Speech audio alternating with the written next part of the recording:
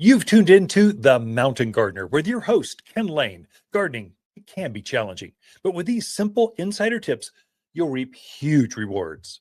Now, let's tune into today's Mountain Gardener with Ken and Lisa. So all week I've been saying I would talk about the 17 best landscape shrubs of spring.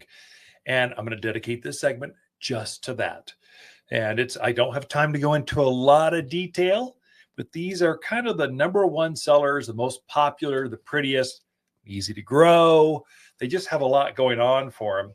And a lot of the plants, you'll know what they are, who they are. So these aren't just winter good looking plants. These are things that are going to be transitioning here quickly as we start getting into after about Valentine's Day, another just month out, five weeks or so. You'll see daffodils starting to bloom. You'll see forsythia starting to crack. The winter jasmine will be in full glorious bloom. The first leading indicators, those plants will start to bloom. These are going to be some of those. And so I'll just start out with number one, pretty much in the Midwest. You all made this one famous, barberry. Boy, it's a little plant, not knee high. Typically, there's a lot of models. I probably have a dozen different varieties that we sell here at the garden center. But barberry is easy to grow, takes our sun, takes our wind, takes our alkaline soil, always has bright, shiny foliage, and it's got a flower to it, although not really significant. It's a pollinator. The bees will love it. The butterflies will love it.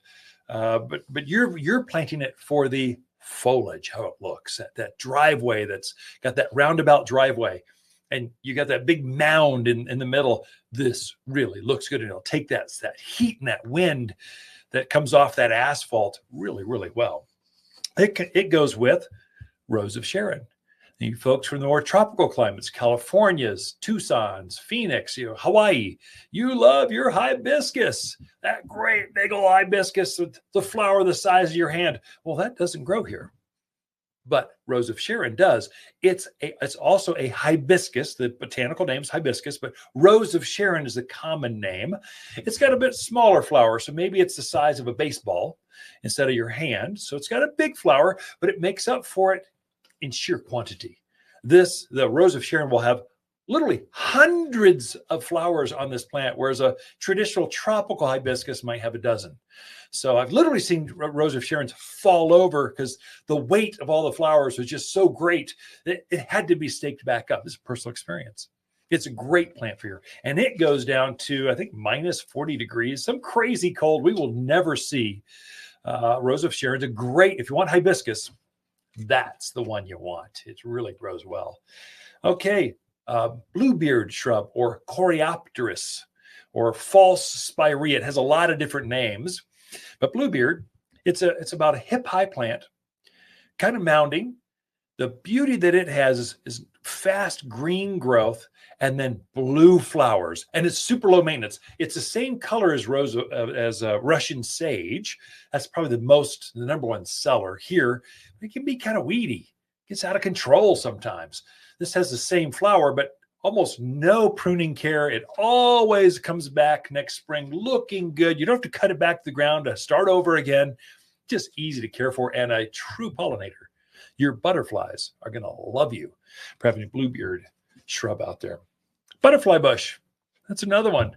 So we grow butterfly bush better than anywhere else in the country. And we're on the migratory path for a lot of monarchs, a lot of butterflies use this part of the state as a highway.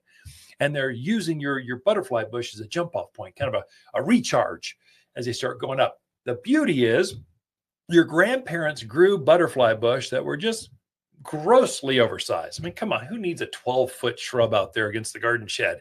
It just overtakes everything. You had to prune it back, lots of maintenance. It was pretty from a distance. Otherwise, use it as a small shade tree. Well, the newer varieties coming out, there's brighter colors and there's dwarf varieties. So we've got some that are ground cover. Same pinnacle flower on it, same butterfly kind of flowers, but now they're shorter. So now you don't have all this maintenance issues that your grandparents have. They're so easy. Now you can plant them right next to that back patio or in a container, and they just look great and they bloom. Nothing blooms as long as a butterfly bush, and actually butterflies will be attracted to it. It's an amazing little plant. Great plant for here. Doesn't have all the disease, the spotting, that kind of stuff that other parts of the country have. A deer grass. I don't think grass gets enough play, but deer grass, and really there's two native ones, deer grass or Miscanthus, and then also bear grass. Those two grow out and about. You'll just see them. Deer grass has this pink plume to it in the summer and fall. It's quite striking, quite pretty. And deer tend to leave it alone. So the animals, if you're right out there, javelina roaming around, things are eating your landscape. That's a good one for you. But grasses, one that's blooming right now in the greenhouses. It's amazing. If you just need to get out and get some fresh air, and you want to see some of the leading plants starting to come in. So our first big fruit tree truck's coming, let's see, in 2 weeks, week and a half. So it's en route. So it's being packed now. So we're starting that first harvest. But Ice Angel Camellia, that's one that came in just before Christmas. And it's an evergreen. It's a winter blooming evergreen shrub, grows about hip high, kind of wide, more shaded areas. It's kind of the east to north side of trees, houses, shrub, under patios, in containers. That's where it thrives. But it's got a camellia flower. You Californians, you love your camellias. Well, this one actually grows here and takes the cold, whereas most camellia are tropical. They're winter wimps. They're going to freeze out, die, and not come back. Not Ice Angel, thus the name, Ice Angel Camellia. It's magical. It's got a flower about the size of a rose of Sharon, about the size of a baseball, maybe a little bit smaller than that, but boy, it's a pretty plant. One that I use a lot, Gilded Edge Silverberry. Silverberry is a native. In fact, I use this one instead of red tip Photinia, the number one seller, red tip. I put my kids through college with red tip Photinia, but I would never have that plant in my yard. It's disease prone. It's got to maintain it like crazy. It's always got powdery mildew, deer eat on it, but not silverberry. Silverberry has no animal issues, gets up well above head height, as big as you can hold your hands out. It's that big, thick evergreen, and it's a native. So get it up to size. You never have to water it again. It's truly a native plant. Great plant for here. Spirea and sumac. Those two. I'm going to try to up the speed here because I'm going to run out of time. Trying to get all 17. Come in and ask for the list. I'll give it to you. Here you go. It's an article I wrote, I don't know, a while back, and you'll have the whole list, or peruse some others. Growlow sumac, another native. It grows wild here. It's a companion to silverberry. Salvia or heat wave salvia or autumn sage is another name. That one, or Salvia gregii is another name. It's got several. It's a number one seller. It outsells Russian sage. Russian sage has this blue spiky flower to it about hip high. This one's a step down, gets about just above knee high or so, but it's got red flowers. And actually, it's got red, pink, purple, and I think an apricot color this year. Got a new color introduction. But hummingbirds just love salvia. They love autumn sage salvia. It's every yard needs at least 3. Pick a color because it just attracts. It's just easy to care for. It takes sun, takes wind. It's just a great plant for your. It's just a great one. Nandina, or heavenly bamboo, is what it's known on the West Coast. Heavenly bamboo is the common name, but Nandina is what the rest of the country calls it.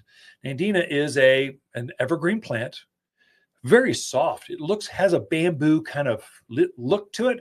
It's not bamboo. It's not invasive. Doesn't take over. I mean, dogs and small children are not going to be lost in Nandina. It's a good, strong evergreen plant, and animals don't bother it. So deer, rabbit, antelope, jackrabbits, they're not going to bother Nandina. Looks good in containers, looks good out in the yard, just flexible, super hardy. It looks delicate, but it's super robust, tough. So I think every yard needs a Nandina. And then, of course, yucca and lilacs. We'll leave it with those two. Lilacs, you can grow better lilacs here. They'll be a little shorter, but you won't have all the disease spotting issues that the Midwest has. We just grow them. They love this bright high altitude. And then yuccas, lots of varieties of yuccas, and they all do well here. So grow some. So that's the 17 best landscape shrubs for northern Arizona. Hi, Lisa with the plants of the week and our Austrian pine. We have instantaneous trees just in and ready for planting. This pine has the same long needles as our ponderosa pine without all the problems, and these trees are really big and bold. This is the fastest growing of the pines, and lots of sizes to choose from. Waters Garden Center, 1815 Iron Springs Road in Prescott. For people who love big, bold pines, they love to shop. For a more fruitful garden, increased success in the landscape that just feels better, then tune in daily to the Mountain Gardener podcast. Subscribe through your favorite podcast streamer or visit watersgardencenter.com. Better yet, visit me directly right here at Waters Garden Center. Thanks for tuning in.